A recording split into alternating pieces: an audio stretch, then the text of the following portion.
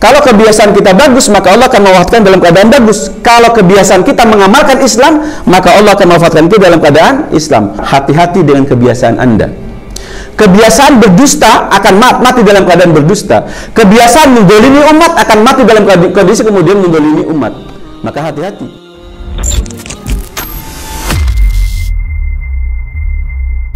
Bismillahirrahmanirrahim. Assalamualaikum warahmatullahi wabarakatuh.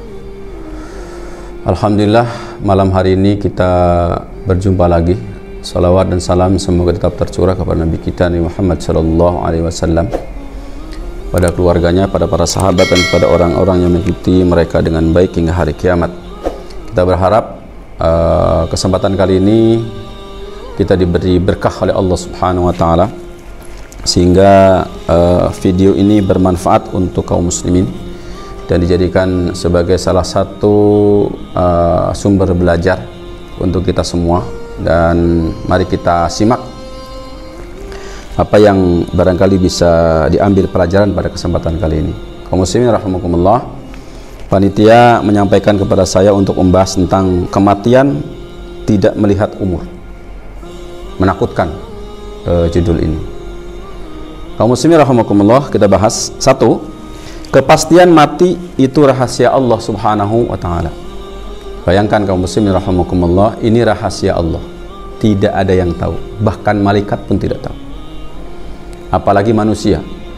Untuk itu maka para ulama sudah sepakat bahwa tidak ada yang lebih cepat informasinya kecuali kematian.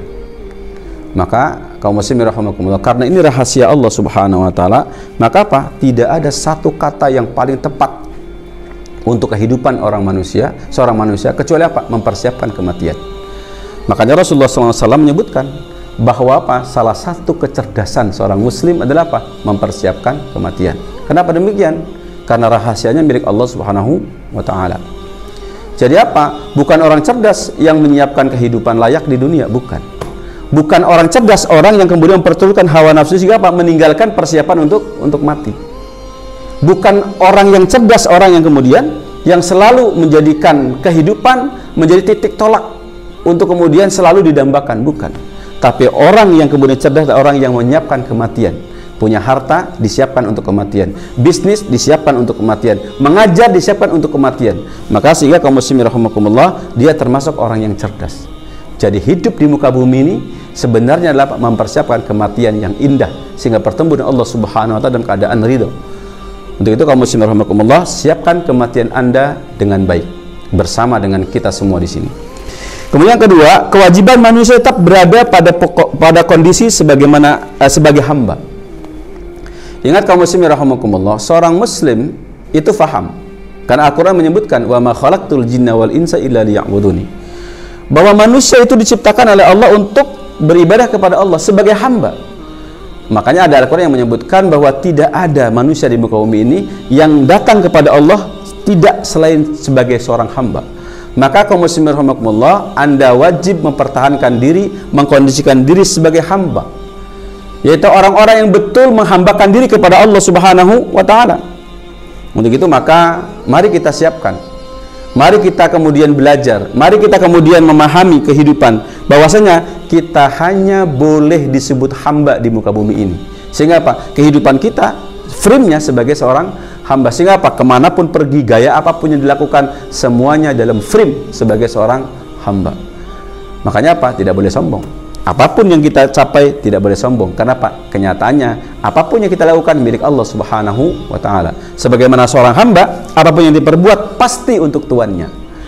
Kemudian yang ketiga, kaum muslimin rahimakumullah, kondisi sebagai hamba hanya bisa diciptakan melalui kebiasaan. Makanya ada ayat yang mengatakan, ya ayyuhalladzina amanu taqullaha haqqa tuqatih wa la tamutunna illa wa antum muslimun. Ayat ini sangat jelas bahwa kita tidak boleh mati kecuali dalam keadaan muslim, dalam keadaan Islam.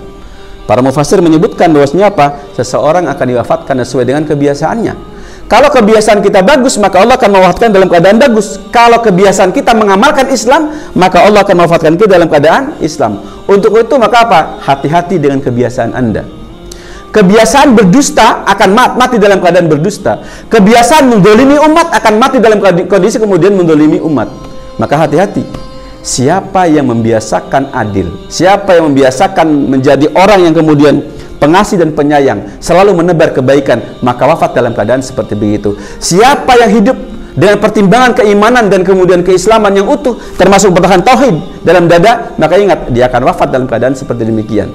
Untuk itu maka kaum muslimin rahimakumullah, yuk kita biasakan, bangun kebiasaan. Dan kita sudah tahu kebiasaan hanya bisa bisa terjadi hanya karena kita mengamalkan. Makanya kaum muslimin rahimakumullah, yuk kita tingkatkan, perbaiki sikap kita, perbaiki ucapan kita, biasakan baik, maka akan menjadi sebuah amal yang baik. Kalau amal yang baik terus diulang-ulang, maka akan menjadi sebuah kebiasaan. Kalau sudah menjadi sebuah kebiasaan, maka ingat, akan menjadi sebuah karakter. Dan sangat bangga kalau kemudian kebiasaan ini dan karakter ini sudah menjadi careful mechanism. Sehingga apapun yang kita perbuat, kalau sudah menjadi careful mechanism kita, bahwa kita careful mechanism adalah orang baik, orang yang selalu beruntung, maka masya Allah kaum muslimin rahimakumullah, sekalipun di satu waktu ada yang mengajak keburukan, pasti jatuhnya kepada kebaikan. Makanya pertahankan diri Anda untuk tetap menjadi orang baik. Makanya yang keempat, jaga istiqomah dalam keislaman dengan doa, zikir, dan memaksakan diri. Ingat kaum muslimin rahimakumullah, kita pengen istiqomah, tapi ingat, kalau kita tidak minta pada Allah Subhanahu wa taala, mustahil kita bisa kemudian istiqomah. Kita pengen istiqomah, tetapi kalau kita tidak mengingat Allah Subhanahu wa taala dan terus berdialog dengan Allah Subhanahu wa taala, maka mustahil kita bisa istiqomah. Makanya doa dan zikir selalu berdialog dengan Allah itu sangat penting.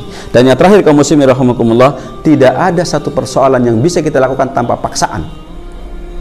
Karena tubuh kita, apapun yang kita miliki pasti dibayang-bayangi dengan godaan setan. Maka dan sifat daripada kemudian nafsu kita adalah membiarkan kebiasaan buruk, nafsul lawamah. Makanya wajib kita lawan, lalu kita paksakan diri untuk selalu berbuat baik kapanpun, bahkan sampai pada tingkatan terbaik.